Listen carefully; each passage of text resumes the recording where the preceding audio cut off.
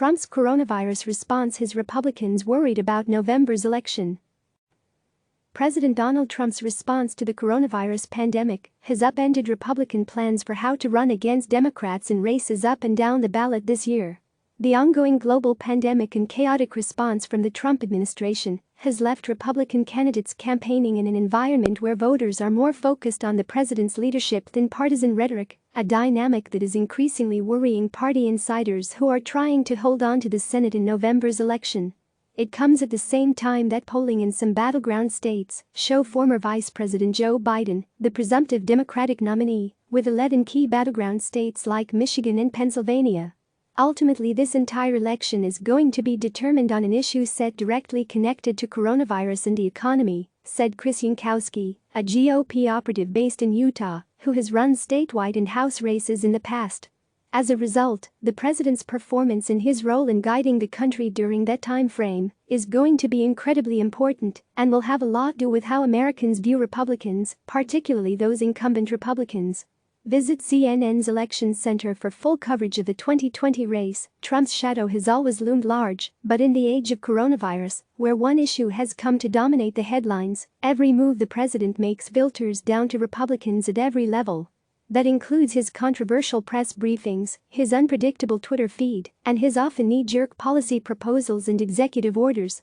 Every one of these campaign teams running down ballot races needs to start their morning staff calls by asking, "What did Trump say today?" and then coming up with a strategy to deal with it, said a top Republican aide in the Senate. Democrats have been using video of these moments against Trump for months, producing tough ads that track the president's comments, downplaying the spread of the virus with its rise inside the United States. The ads have affected the president, who has taken to tweeting about them, and Republican operatives running down ballot races expect they will become standard fare once advertising ramps up in key swing states. Few Republicans have been willing to publicly break with Trump, especially those who will share a ballot with the president this November. Some, like Utah Senator Mitt Romney, have done just that, leading the president to publicly disparage him and leave him off a key coronavirus task force. Because of that, along with the president's popularity with Republican voters, Trump's campaign does not expect many Republicans to seek distance with the president. And they are all but daring candidates considering it to do so. The president has record support amongst Republicans, so I would remind candidates that they need the president's supporters, they need his voters to show up for them in the polls, said Rick Gorka, a top Trump aide. And to be perfectly blunt, if the president is going to win, you have a good chance of winning. If you're going to try to break with the president and thread a needle, good luck with that. Particularly worrying to Republicans, though, is Trump's standing in key swing states that are likely to decide the election. A recent series of polls found former Biden in a tight race with Trump in Florida, an 8-point lead in Michigan, and an 8-point lead in Pennsylvania.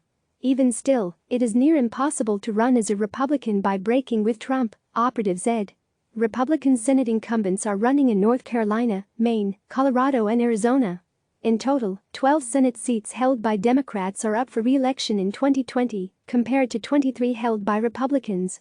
It is a real concern at this point, said the Senate Republican aide. We were looking at picking up a few seats even if we lost some. Now there are a whole new group of states that are a real problem.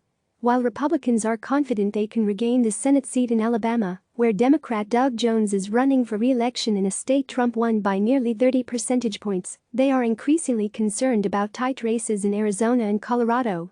And as Trump's standing with voters deteriorates, there are worries that states like North Carolina, Maine and maybe even Iowa could be opportunities for Democrats. With a slim 4-seat majority and far more incumbent Republicans in competitive races than Democrats, there is very little margin for error for the GOP. And the issue for Republicans is there is no roadmap for running in this kind of scenario. We are in uncharted territory, said a top Republican strategist working on down-ballot races. There is no previous campaign where this has been a relevant issue or where they had to deal with something like this. We are operating in the clouds with no instruments. Ford O'Connell, a former Republican congressional candidate in Florida and a supporter of the president, points to the results in 2016 as the best example of how Trump's support filters down the ballot. Not one Senate race in 2016 split from the top of the ticket, leading O'Connell predicts a similar situation could play out in 2020 in almost every state except for Maine, where longtime incumbent Susan Collins has built her own brand. In O'Connell's view, these GOP Senate candidates need to hope that Trump is able to turn around the massive blow to the economy created by the coronavirus. COVID-19 has eroded the traditional incumbency advantage Trump would normally enjoy because of the way it has destroyed the economy, said O'Connell. Trump isn't really running against Biden, he is running against the virus. That is why he, and those running as Republicans in 2020, are desperate to get the economy open as safely and as quickly as possible. The Trump campaign, meanwhile, remains confident Republicans will win up and down the ballot in the fall. They point to Trump's strong fundraising totals, his volunteer recruitment, and the millions of unique views of their online broadcasts as evidence the enthusiasm behind his campaign is strong.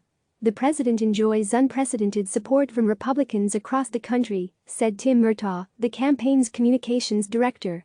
Candidates up and down the ballot know the way to be successful as a Republican is to tap into the enthusiasm behind him. And Republicans argue, despite the current weak poll numbers, there is still a long way to go before the November elections. 1 week of bad numbers does not define a campaign, it may define a news cycle, but it does not define a campaign, said Chris Jankowski, a Virginia-based GOP consultant working on several House races. Reports of the Republican demise are greatly exaggerated. Click subscribe to receive the latest news.